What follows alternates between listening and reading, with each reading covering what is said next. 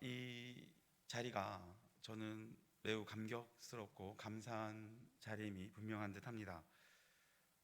옛말에 어버키웠다는 말이 있죠. 저는 여러분들도 잘 아시다시피 오랫동안 사회생활을 하다가 늦게 사역의 길에 들어섰고, 또 그 길 위에 그 길을 걸어감에 있어서 여러 가지 어려움이 개인적으로 있었고, 함에도 불구하고 여러분들께서 기도와 또 여러분들의 후원을 통해서 이제 3년이라는 시간을 마치고 올해 졸업을 하게 됩니다. 그리고 이제 본격적으로 말씀을 듣고 세상에 나가 하나님의 말씀을 전하는 길을 걸어가고자 합니다. 그렇기에 이 자리가 저에겐 더 의미 있고, 또 하나님께 감사드리고, 또 하나님을 통해서 여러분들께서 도와주신 그 모든 도움에 진심으로 깊은 감사를 드리는 마음뿐입니다. 사실 이 자리에 올라올 때마다 느끼는 거지만, 이 자리가 얼마나 무거운 자리이고 또 얼마나 많은 노력들과 얼마나 많은 인내들이 필요한 자리인지 새삼 깨닫곤 합니다.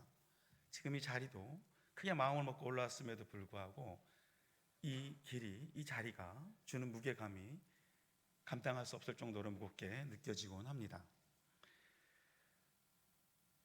그럼에도 불구하고 제가 이 자리에 설 수 있었던 것은 하나님께서 저에게 분명하게 말씀을 하셨고, 나의 갈 길과 또 저에게 용기를 주셨고, 그래서 제가 말씀을 들고 세상을 향해 나아가 주님의 말씀을 전해야 함을 주님께서 보여주셨기 때문입니다.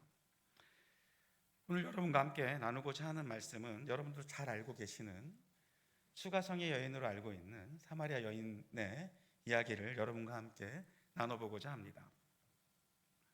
본문 말씀을 보면 한 여인이 있습니다. 여인의 삶은 너무나 비루합니다. 그녀에겐 5명의 남편이 있었고, 이제 그 남편들이 다 떠나고 6번째 남자가 있는데, 이 남자 역시 이 여인의 남편이라고 말할 수 없다고 성경은 말하고 있습니다. 여자의 삶을 우리가 곰곰이 보면 볼수록 이 여자의 삶은 너무나 가련하고 비루하고 그 삶의 희망이라고는 전혀 찾아볼 수 없을 것 같은 그런 삶을 살고 있습니다. 그런 여자가 오늘 삶의 무게에 못 이겨 우물가를 찾습니다. 삶의 목마름과 또 영혼의 목마름 때문에 견딜 수 없는 이 여자가 오늘 우물가를 찾고 있습니다. 근데 그 자리에 한 분이 나타나십니다. 그리고 그녀에게 물을 청하고 계십니다. 이 여인이 보기에 너무나 이상한 상황입니다. 이 여인은 천하디 천한 사마리아인이고, 사마리아인 중에서도 여인이고, 여인 중에서도 남편이 없는 여인입니다. 아마도 모든 사람에게 아무런 자기의 권리를 찾을 수 없는 그런 비참한 여인입니다. 그런 여인에게 그렇게 콧대 높은 유대인 한 사람이 찾아옵니다. 그리고 이 여인에게 물을 청하고 있는 것입니다. 아마도 이 여인이 속으로 어떤 통쾌함을 느꼈을 수도 있을 것 같습니다. 왜냐하면 가장 낮은 신분에 있는 여인이 자기가 보기에는 높은 신분에 있는 한 유대인이 찾아와 자기에게 물을 청하는 모습을 보며 나 같은 사람에게도 뭔가를 부탁하는구나 라는 생각을 하면서 어쩌면 잠깐 우쭐에 있었을지도 모르겠습니다. 아무튼 오늘 이 여인은 운명적인 만남을 가지게 됩니다. 또 이 여인과 빗대서 또 다른 사람을 한번 여러분과 얘기를 해보고자 합니다. 오늘 우리 본문 말씀은 요한복음 4장에 나온 사마리아인 여인이고요. 바로 앞장을 찾아보면 요한복음 3장에는 또 다른 한 남자가 등장합니다. 여러분들이 이 얘기를 들어보시면 이 남자가 누군지 금방 알아채실 수 있을 것입니다. 이 남자는 바리새인입니다. 유대인의 지도자입니다. 다시 말해 이스라엘 백성에게 가르침을 주는 선생의 역할을 하고 있는 사람입니다.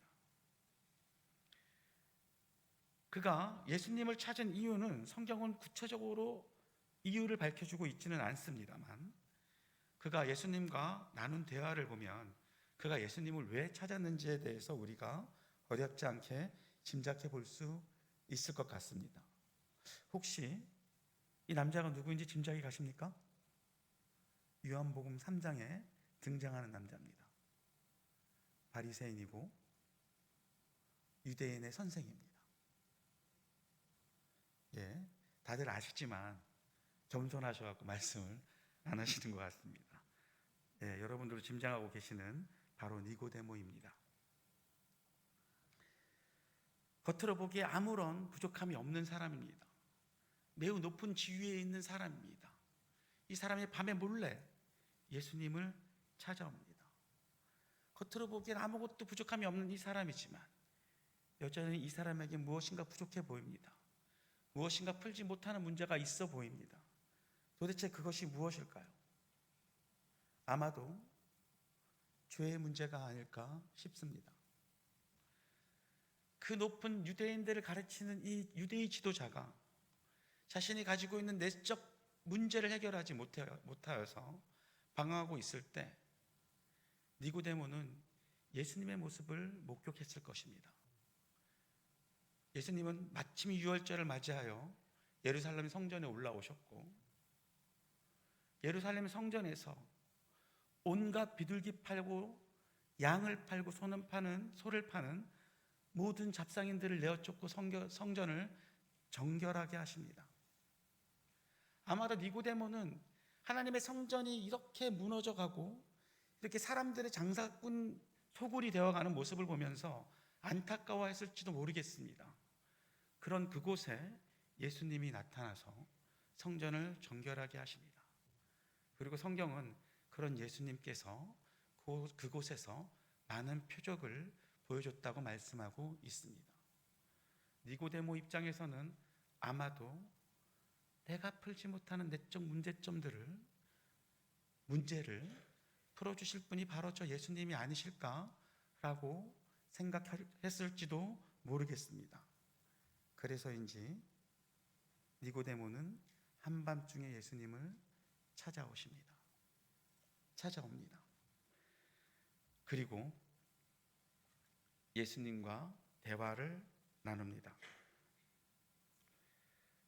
자신 속에 있는 그 삶의 무게와 죄의 문제를 어떻게든 풀고 싶었을지도 모르겠습니다.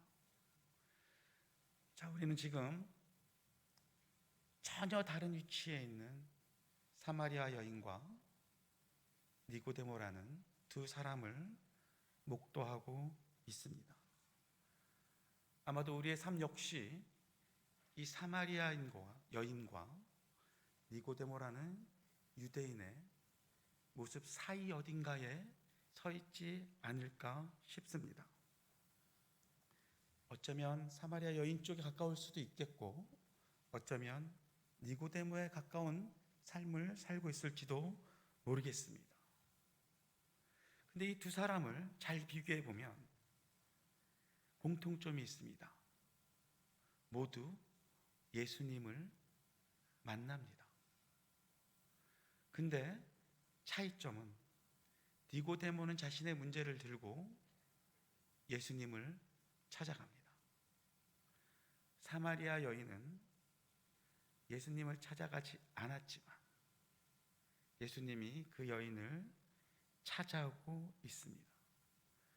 그리고 이 두 사람의 결정적인 차이는 이 예수님과의 만남 이후에 보여집니다.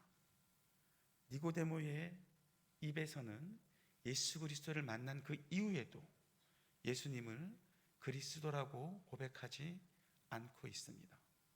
반면에 이 사마리아 여인은 예수님을 만나고 예수님을 그리스도라고 증언합니다.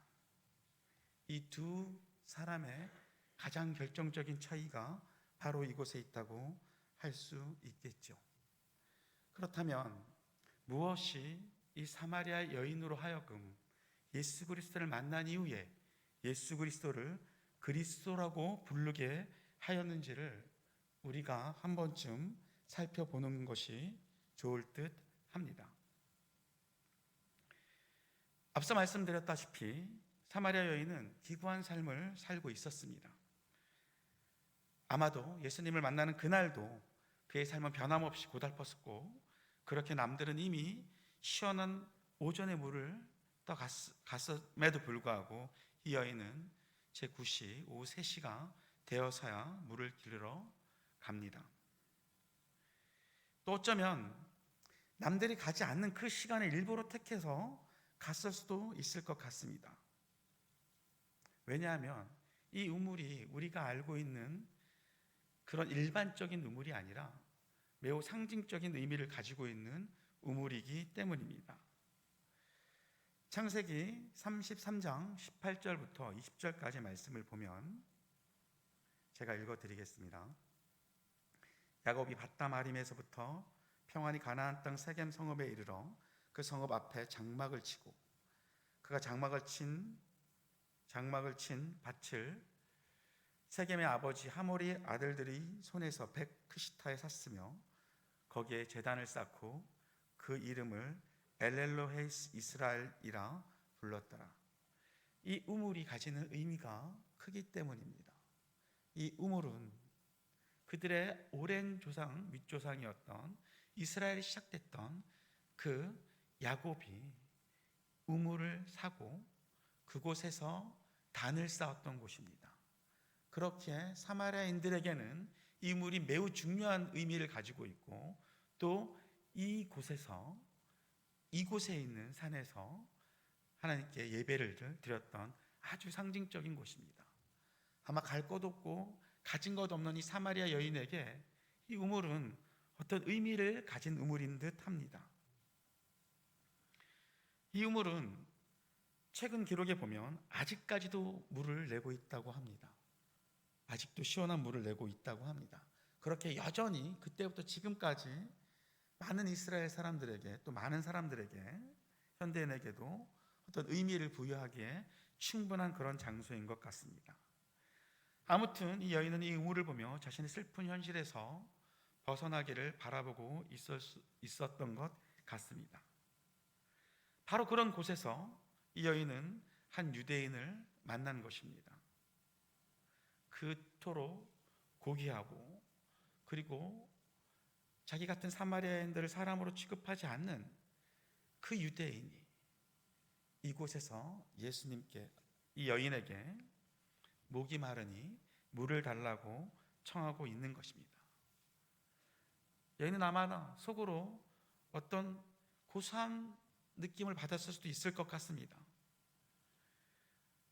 왜 그러냐면 예수님의 요청에 그녀가 보인 반응을 보면 우리가 짐작할 수 있습니다. 9절 말씀입니다. 다 같이 한번 읽어보겠습니다. 시작. 사마리아 여자가 이르되 당신은 유대인으로서 어찌하여 사마리아 여자인 나에게 물을 달라 하나이까 하니 이는 유대인이 사마리아인과 상종하지 아니함이로라. 매우 도발적인 언사입니다. 10절 말씀도 같이 보겠습니다. 다 같이 읽어보겠습니다. 시작. 예수께서 대답하여 이르시되 내가 만일 하나님의 선물과 또 내게 물 좀 달라 하는 이가 누구인 줄 알았더라면 내가 그에게 구하였을 것이요 그가 생수를 내게 주었으리라. 예수님 입장에선 참으로 당돌하게 그지없는 여인일 것입니다. 물 좀 달라고 했더니 물을 한 잔 주는 대신 유대인이 나한테 왜 물을 달라고 합니까? 라고 도발적인 질문을 하고 있는 것이죠. 예수님 입장에서 보면 너무나 당혹스러운 상황일 것 같습니다. 그렇기에 예수님께서 말씀하십니다. 너 혹시 내가 누군 줄 알고 그렇게 얘기를 하니? 라고 말씀하시는 듯 합니다. 아무리 봐도 이 여인 어디서부터인지 모르겠지만 뱀에 꼬여 있는 것 같습니다. 자신의 삶이 아마도 고단해서 그런 듯합니다. 시덥지 않은 말로 예수님의 요청을 거부하는 것도 아니고 받아들이는 것도 아닌 어정쩡한 말을 하고 있습니다.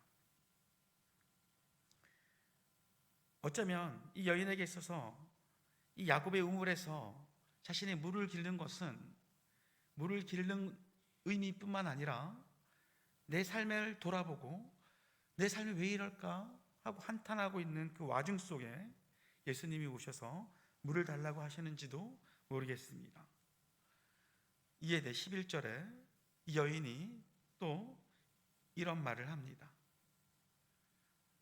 제가 읽어드리겠습니다. 여자가 이르되 주여 물 기를 그릇도 없고 이 물은 깊은데 어디서 당신이 그 생수를 얻겠사옵니까? 이쯤 되면 예수님과 지금 말싸움을 하자는 것처럼 보입니다. 예수님께서 분명히 말씀하셨습니다. 내가 너에게 물을 달라고 하는데 아마 너가 내가 누군 줄 알면 그렇게 얘기 안 했을걸? 근데 이 여인이 얘기합니다. 당신은 그릇도 없지 않습니까? 여기서 어떤 물을 길러서 저에게 주겠다는 얘기입니까? 여전히 이 여인은 예수님이 어떤 분인지 눈치채지 못하고 있습니다. 그리고 계속 끊임없이 예수님과 의도하지 않은 베베꼬인 모습으로 말다툼을 하고 있습니다. 그랬더니 예수님께서 다시 말씀합니다.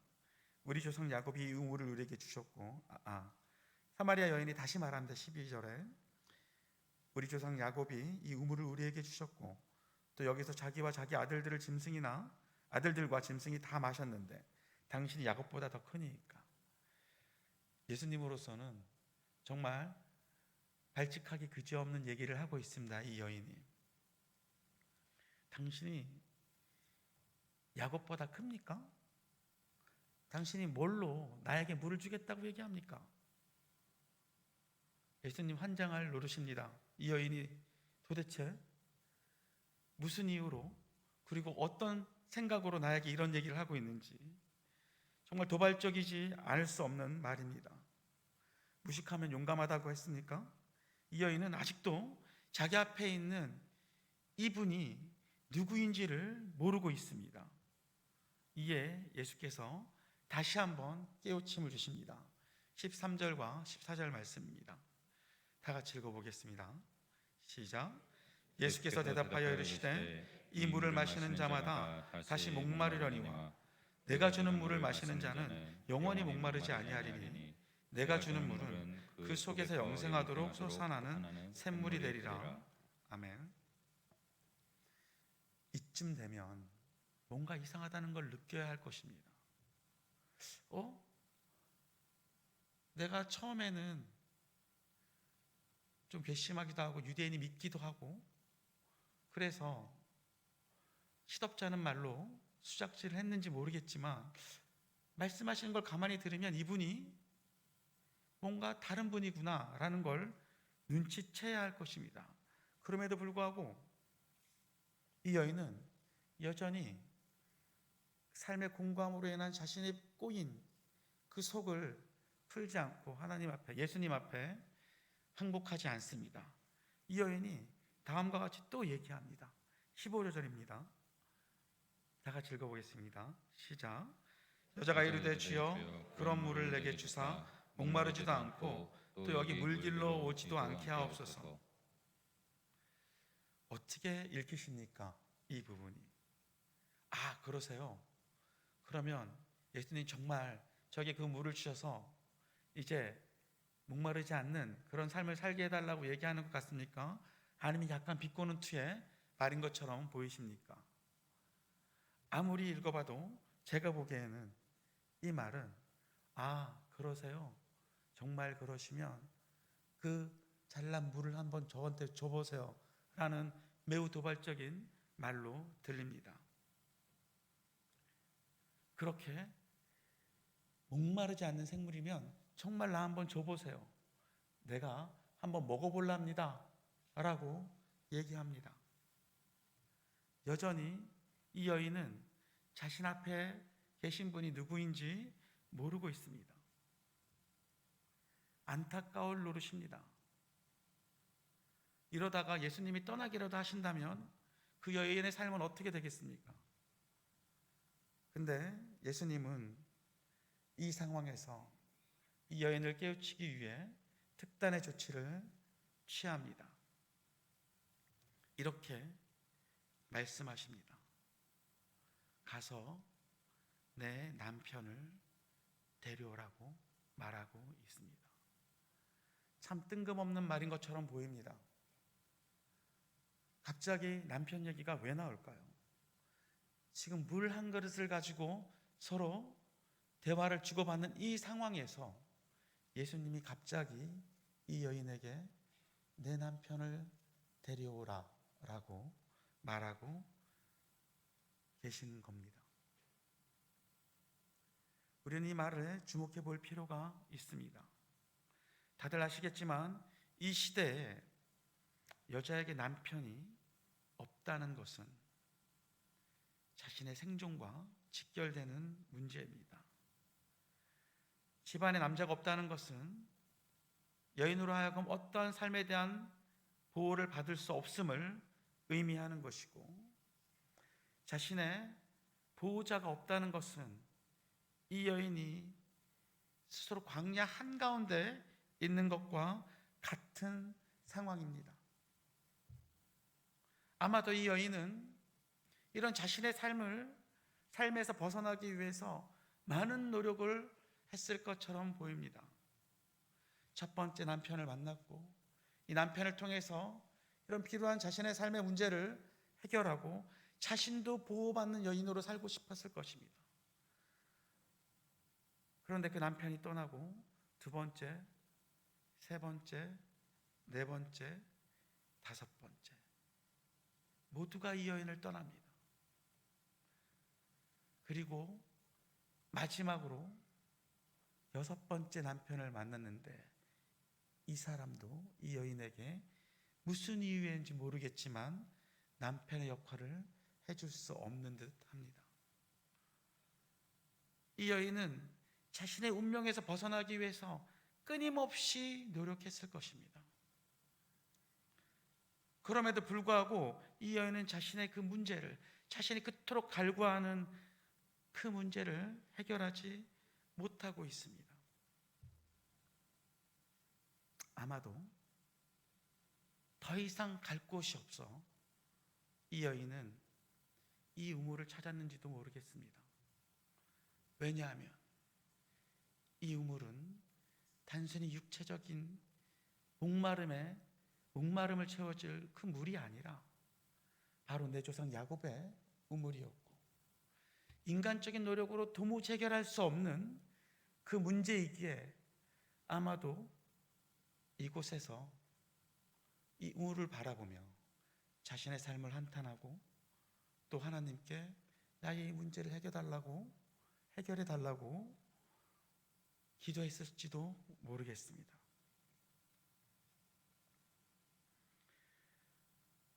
예수님께서 내 남편을 데려오라고 얘기했을 적에 이 여인은 이제서야 고백을 합니다. 나에게는 남편이 없습니다 라고 말입니다. 그랬더니 예수님께서 말씀하십니다. 본문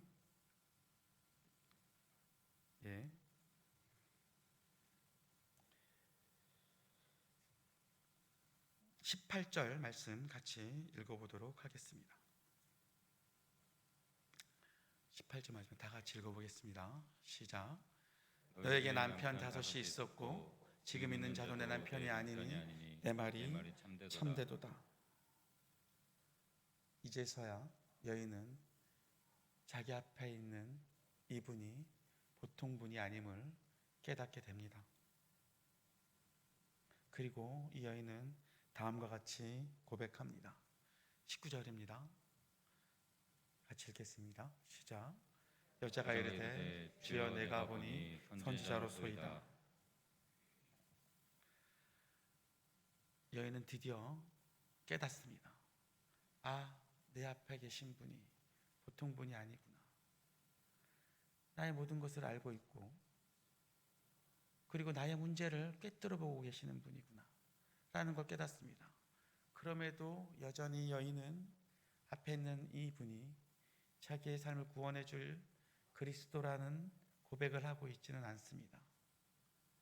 내 앞에 있는 사람이 그저 나의 문제를 보고 나의 문제를 짚어주는 선지자 정도로 생각하고 있는 것입니다. 왜 우리는 이런 결정을 내릴 수 있냐면 그의 다음 말을 통해서 알 수 있습니다. 20절 말씀을 보겠습니다. 제가 읽어드리겠습니다. 우리 조상들은 이 산에서 예배하였는데 당신들의 말은 예배할 곳이 예루살렘에 있다 하더이다. 여전히 여인은 예수님이 구원자로서 그리스도로서 예수님으로 보이지 않습니다. 그렇게 이런 얘기를 합니다. 그러면 나는 내 문제를 어떻게 해결해야 되겠습니까?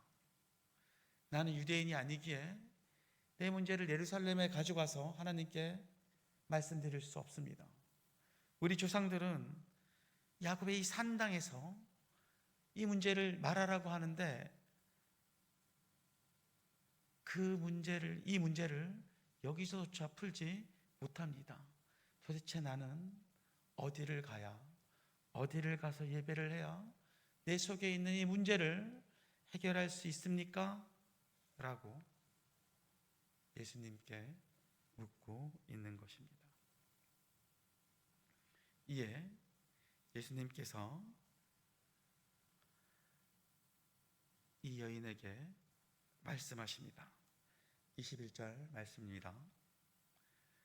제가 읽어드리겠습니다. 예수께서 이르시되 여자여 내 말을 믿으라. 이 산에서도 말고 예루살렘에서도 말고 너희가 아버지께 예배할 때가 이르리라. 이곳도 아니고 예루살렘도 아니고 네가 진정으로 구원을 받기 위해서는 다른 방법을 찾아야 한다고 말씀하고 계십니다. 23절 말씀에 또 말씀하십니다. 다 같이 읽어보겠습니다. 시작. 아버지께서 참되게 예배하는 자들은 영과 진리로 예배할 때가 오나니 곧 이때라. 아버지께서 자기에게 이렇게 예배할 자들을 찾으시느니라. 아멘.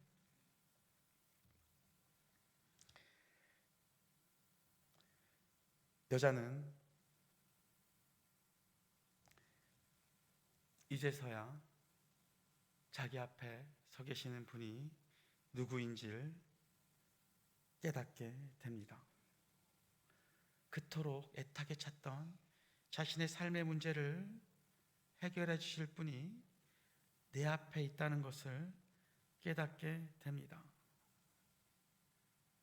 이렇게 예수님을 눈앞에서 만난 이 여인은 물동이를 그 자리에서 내려둡니다. 그리고 자신이 살던 동네로 들어갑니다. 그리고 예수님을 전합니다. 39절 말씀입니다. 제가 봉독해 드리겠습니다. 여자의 말이 내가 행한 모든 것을 그가 내게 말하였다 증언하므로 그 동네 중에 많은 사마리아인이 예수를 믿는지라. 아멘. 이 여인은 비로소 공고한 그의 삶 속에서 자신의 그 공고한 삶을 구원해 주실 이가 바로 예수 그리스도라는 것을 깨닫습니다. 그리고 지체함 없이 물동이를 내려두고 마을로 돌아갑니다. 그리고 마을 사람들에게 얘기합니다. 내가 그리스도를 보았노라고 말입니다. 우리는 사마리아 여인의 모습을 통해서 우리의 삶을 한번 돌아볼 필요가 있을 것 같습니다. 사마리아 여인은 자신의 삶을 위해 남편을 6이나 두었던 여자입니다. 그러나 그녀의 삶은 여전히 공고하고 공공합니다. 목마릅니다. 고달픕니다. 그렇게 이 여인은 이제 자신의 노력으로는 어떠한 것으로도 자신의 노력으로 자신의 삶의 문제를 해결할 수 없다는 것을 깨달은 듯합니다. 그래서 마지막으로 다른 방법들을 찾기 시작했고, 그 중에 한 장면이 오늘 이 우물의 장면이 아닐까 싶습니다. 그런 여인을 위해 예수님은 사마리아를 관통하고 계신 것입니다. 앞장면을 보면 예수님은 굳이 사마리아를 관통하지 않으셔도 됐습니다. 일반적인 유대인들은 유월절 예배를 드리고 나면 사마리아를 돌아서 갈릴리로 갑니다. 그럼에도 불구하고 예수님은 굳이 사마리아를 지나 이 여인을 만납니다.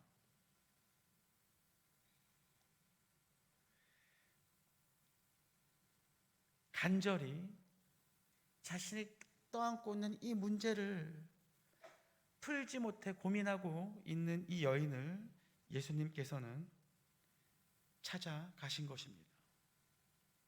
여인의 뜨거운 갈망과 내 문제를 해결하고자 하는 그 강한 그 원함을 예수님께서는 보신 것입니다. 굳이 안 가도 될 그 길을 예수님께서는 찾아가셨고, 그리고 이 사마리아 여인을 만난 것입니다. 이번 선교 정탐을 가서 한 여인을 만났습니다. 이 여인은 국적기 스튜어디스였고, 코로나 상황을 맞이하여서 더 이상 비행을 할 수 없어 비행이 막 끊어지고 해서요. 그래서 거의 일자리를 잃다시피 했다고 합니다. 그리고 아무것도 할 게 없어서, 아무것도 할 게 없고 무엇으로도 이 고단함을 해결할 길이 없어 우연히 성경책을 읽었다고 합니다. 자신의 공고한 삶을 해결해 주실 분은 어떻게 해결할지 몰라서 그냥 무작정 성경책을 읽었다고 합니다. 그리고 그 가운데 예수님을 만났다고 합니다. 그 여인을 보고 대화를 하는 중에 오늘 말씀의 수가성의 사마리아 여인이 생각이 났습니다.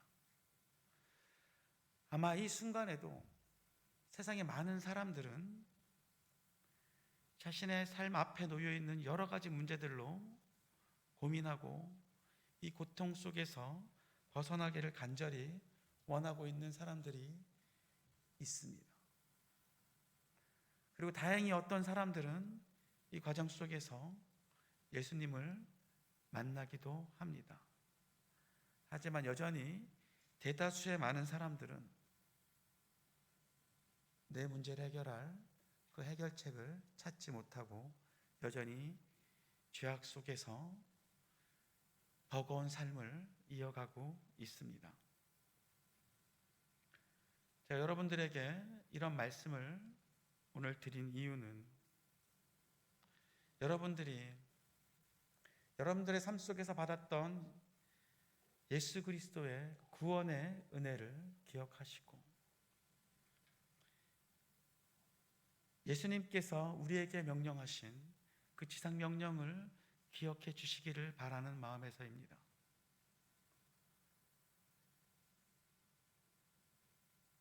실제로 세상에 여전히 많은 사람들이 하나님의 말씀을 듣지 듣지 못하고 예수 그리스도의 구원의 진리를 깨닫지 못하여 깊은 어둠 속을 걸어가는 사람들이 많이 있습니다. 그럼에도 불구하고 우리는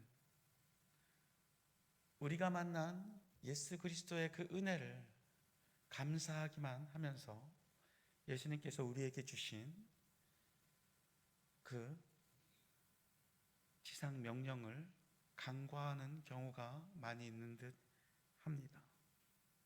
이번 선교 정탐을 통해서 태국은 여전히 98%의 인구가 예수님을 모르고 있습니다. 단 2%만이 그리스도인으로 살고 있다고 합니다. 태국만 그런 것이 아닙니다. 동남아의 대부분의 나라들은 여전히 불교와 회교를 국교를 하고 있으며 태어나서 단 한 번도 성경을 구경조차 하지 못한 사람들이 60% 이상이라고 합니다. 그들은 여전히 그들의 삶에 있는 목마름 때문에 그들의 삶의 우물을 찾고 있습니다. 하지만 그 어떤 우물도 그들의 영혼의 목마름을 해결해 줄 수 없습니다. 그 영혼의 목마름을 해결해 줄 수 있는 것은 오직 예수 그리스도뿐이기 때문입니다. 이제 여러분들께서 예수 그리스도의 사랑으로 여러분들의 마음속에 있는 그 죄의 고통과 죄의 아픔의 문제를 해결하셨다면 그 받은 은혜를 세상을 향해 흘려주시기를 간곡히 소망합니다. 마치기에 앞서 잠깐 이번 선교지 정탐했던 것을 한 1, 2분 정도 화면을 통해서 보도록 하겠습니다.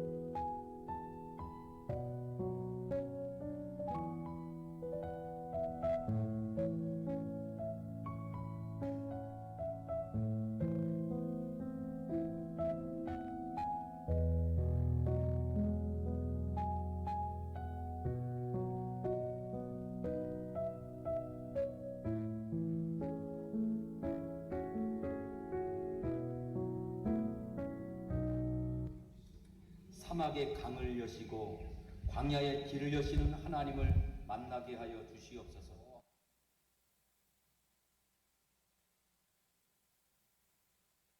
네, 저 끝이 저렇게 끝나면 안 되는데요. 네. 네,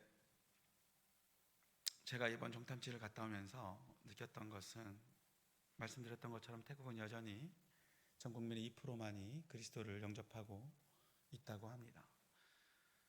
저희 계신 김석호 선교사님께서는 30년이 넘는 기간 동안 태국에 계시면서 저렇게 그 수고를 아끼지 않으시고 그렇게 저희 타이마이 선교학교를 세우셨고 그 위에 수가샘 교회를 세우시고 또 침플리 도이따이 교회를 주님의 은혜로 개척을 하셨습니다. 치앙마이라는 도시는 꽤 큰 도시입니다. 그리고 도이따이와 침플리 교회 같은 경우에는 그 치앙마이라는 큰 도시에서 남쪽으로 한 200km 이상 떨어져 있는 아주 시골 마을에 있는 교회입니다. 보시면 아시다시피 도심의 교회와 그리고 시골의 교회는 너무나도 큰 차이를 보입니다. 그리고 시골로 내려가면 갈수록 너무나 많은 사람들은 여전히 하나님을 모르고 예수님을 모르는 삶을 살고 있습니다. 그 작은 마을에 복음의 씨앗이 뿌려졌음에도 불구하고 많은 핍박들이 있다고 합니다. 동네 의장들은 교회에 사람들이 모이면 전기를 끊고 물을 끊고 총을 쏴대기도 한답니다. 그 어려운 상황 속에서도 김석호 선교사님께서는 저렇게 신학교를 세우시고 또 학생들을 데리고 주의 일꾼으로 키우고자 많은 노력을 하고 계신 것을 보며 많은 것을 느낄 수 있었습니다. 난 너무나 편한 곳에서 편하게 말씀을 공부하고 전하겠다고 생각하고 있는 것은 아닌가 라는 생각들을 해봤습니다. 여러분들의 많은 관심과 도움이 필요합니다. 많았던 학생들이 코로나를 겪으면서 줄었고 이제 10명이 채 안 되는 친구들이 저곳에 모여서 주님의 말씀을 공부하고 익히고 있습니다. 이들이 주님의 은혜 가운데 잘 성장하여서 태국을 위해 주님의 말씀을 전하는 귀한 주님의 일꾼으로 성장하기를 소망합니다. 여러분들의 많은 관심과 기도만이 지금 치앙마이에 처해 있는 이 타이마이 신학교의 운명을 더 나은 방향으로 이끌어갈 수 있으리라 믿습니다. 여러분들의 많은 기도와 후원을 부탁드립니다. 그것이 우리가 이 자리에서 할 수 있는 가장 중요한 하나님을 향한 우리 사랑의 실천이 아닐까 생각해 봅니다. 기도하겠습니다.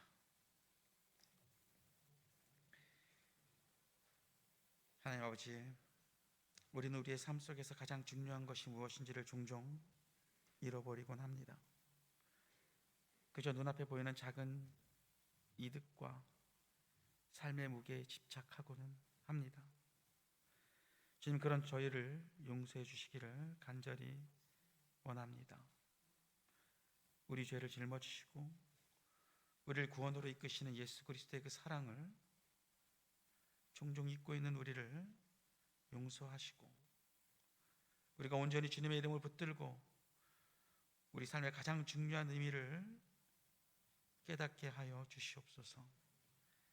이 세상에서 아직도 주님의 이름을 모르고 삶의 공고함 속에 살아가고 있는 많은 사마리아인들이 있습니다. 주님, 우리로 이들을 향한 주님의 복음을 전하는 선교의 사명을 감당하는데 인색하지 않도록 주님께서 인도하여 주시옵소서.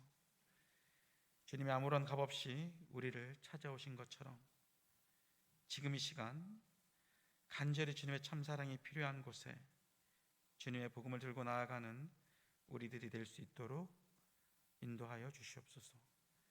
이 모든 일에 우리의 사명이 있음을 깨닫고 주님의 복음 사역에 동참하는 우리 모두가 될 수 있도록 주님 인도하여 주시옵고 우리를 죄송하신 예수 그리스도의 이름으로 기도하였사옵나이다. 아멘.